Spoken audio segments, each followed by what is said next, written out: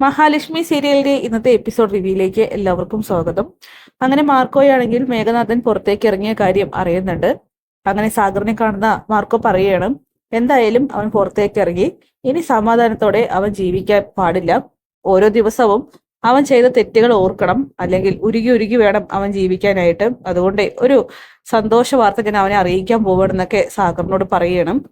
എന്തായാലും സാഗർ പറയുന്നുണ്ട്, അവന്റെ ടാർഗറ്റ് ഞങ്ങളായിരിക്കുമെന്ന്. ഒരിക്കലുമില്ല, അവൻ എന്തായാലും നിന്നെയും മഞ്ജുവിനെയും ഒന്നും ചെയ്യില്ല. അങ്ങനെ ചെയ്താൽ ഞാൻ അവനെ വെട്ടി കഷ്ണങ്ങളാക്കി കൊന്നുകളയുമെന്നൊക്കെ മാർക്കോ പറയുന്നുണ്ട്. അങ്ങനെ മേഘനാഥനെ കാണാൻ പോകുന്ന മാർക്കോയാണെങ്കിൽ പൊട്ടിക്കുന്ന ആ ഒരു സർപ്രൈസ് മറ്റൊന്നുമല്ല, ഗർഭിണിയല്ലാത്ത മഞ്ജു ഗർഭിണിയാണെന്നും സാഗർ ഒരു അച്ഛനാവാൻ പോകുന്നുവെന്നും നിനക്ക് അതിനുള്ള കഴിവില്ലാത്തത് കൊണ്ടാണ് നിന്നെ അവൾ വിട്ടിട്ട് പോയതെന്നൊക്കെ പറഞ്ഞ് മേഘനാഥനെ വല്ലാതെ അങ്ങ് താഴ്ത്തി കെട്ടുകയാണ്. ഈ സമയം മേഘനാണെങ്കിൽ നല്ല ദേഷ്യം വരുന്നുണ്ട്. അവൻ ആ വാർത്തയുമായിട്ട് നേരെ ചെല്ലുന്നത് കമലേശ്വരത്തിലേക്ക് തന്നെയാണ്. അവിടെ ചെന്ന് കണ്ണനോടും മഹാലക്ഷ്മിയോടൊക്കെ ആയിട്ട് പറയുന്നു. അങ്ങനെ ആ ഒരു സന്തോഷ വാർത്ത അറിയുന്ന കണ്ണന് മഹാലക്ഷ്മി ശത്രുക്കൾക്ക് മുന്നിൽ വെച്ച് തന്നെ മഞ്ജു പ്രഗ്നന്റ് ആണെന്നുള്ള വിവരം അറിഞ്ഞ് വല്ലാതെ സന്തോഷിക്കുന്നുണ്ട്. അത് വല്ലാത്തൊരു തിരിച്ചടിയായി തന്നെയാണ് മേഘനാഥനും ദുർഗയ്ക്കും ഉണ്ണിക്കും കരുണയ്ക്കൊക്കെ തന്നെ മാറുന്നത്. എന്തായാലും അവർ നേരെ പോകുന്നത് മഞ്ജുവിനെ കാണാൻ തന്നെയാണ്. പിന്നീട് മേഘനാഥനാണെങ്കിൽ ദുർഗയോടും കരുണയോടും ഉണ്ണിയോടും പറയുന്നുണ്ട്, എന്തിനാ ഇങ്ങനെ ജീവിക്കുന്നെന്ന് പോലും തോന്നിപ്പോവുകയാണ്. ഞാൻ വിലക്കെടുത്തവനാണ് ഇപ്പൊ എന്റെ ഭാര്യയുമായിട്ട് ചുറ്റിക്കറങ്ങുന്നത്. എന്തായാലും അവനും അവളും ഇപ്പൊ സന്തോഷകരമായിട്ട് ജീവിക്കുന്നത്.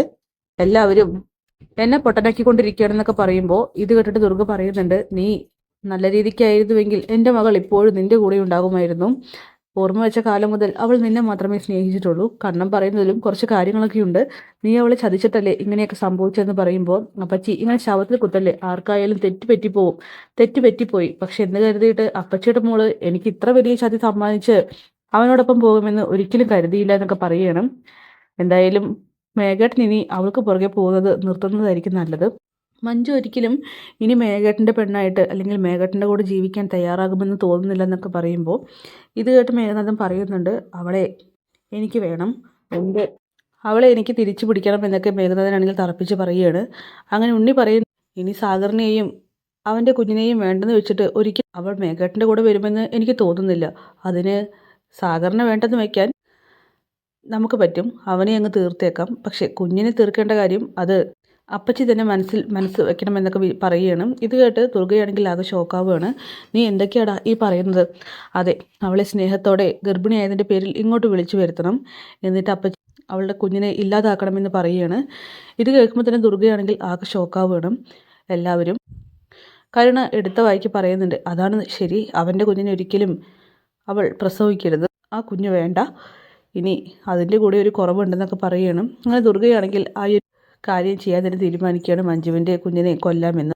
പിന്നീട് സന്തോഷ വാർത്ത അറിഞ്ഞ് മധുരപലഹാരങ്ങളൊക്കെ വാങ്ങിയിട്ട് കണ്ണനും മഹാലക്ഷ്മി നേരെ പോകുന്നത് സാഗറിൻ്റെയും മഞ്ജുവിൻ്റെയും വീട്ടിലേക്കാണ്.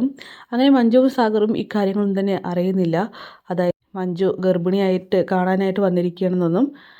അങ്ങനെ സന്തോഷ വാർത്ത അറിഞ്ഞെന്നൊക്കെ ഇങ്ങനെ കണ്ണനാണെങ്കിൽ മഞ്ജുവിനോട് പറയുമ്പോൾ മഞ്ജു പറയുന്നുണ്ട്, ഞങ്ങൾക്കല്ലല്ലോ സന്തോഷ വാർത്ത, ഏട്ടൻ്റെ ജീവിതത്തിലല്ലേ വലിയൊരു മാറ്റം സംഭവിച്ചിരിക്കുന്നത്, അത് ഞങ്ങൾക്ക് എല്ലാവർക്കും സന്തോഷം തന്നെയാണെന്ന് പറയുകയാണ്.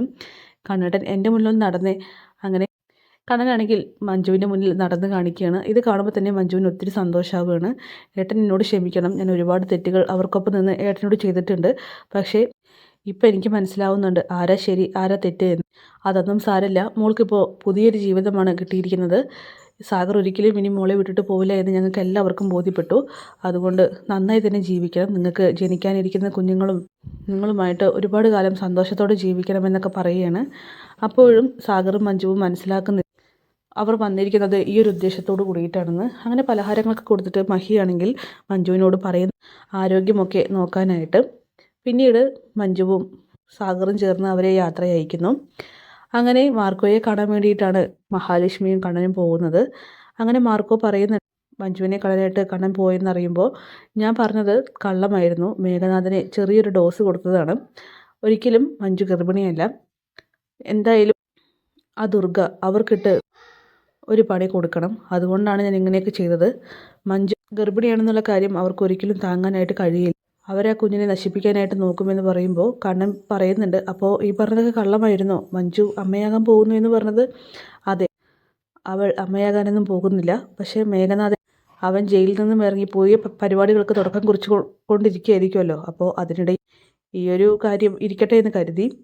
അങ്ങനെ കണ്ണൻ പറയുന്നുണ്ട്, അത് അവരുടെ ജീവിതത്തിൽ കൂടുതൽ ആപത്തല്ലേ വിളിച്ചു വരുത്തുള്ളൂ എന്ന് പറയുമ്പോൾ ഇത് കേട്ടിട്ട് മാർക്കോ പറയുകയാണ്, എൻ്റെ ഓരോ പ്ലാനിങ്ങിന് പിന്നിലും പല ഉദ്ദേശങ്ങളുണ്ട്. എന്തായാലും സാറൊന്ന് വെയിറ്റ് ചെയ്യേ, നമുക്ക് കാണാം. അങ്ങനെ എന്തൊക്കെയാണ് മാർക്കോയുടെ പദ്ധതികൾ എന്നറിയാതെ കണ്ണനും മഹാലക്ഷ്മിയും ആകെ അന്താളിച്ചങ്ങനെ നിൽക്കുന്നുണ്ട്. അപ്പോൾ കാത്തിരിക്കാൻ നമുക്ക് ലേറ്റസ്റ്റ് എപ്പിസോഡ്സിനായിട്ട്. Bye bye.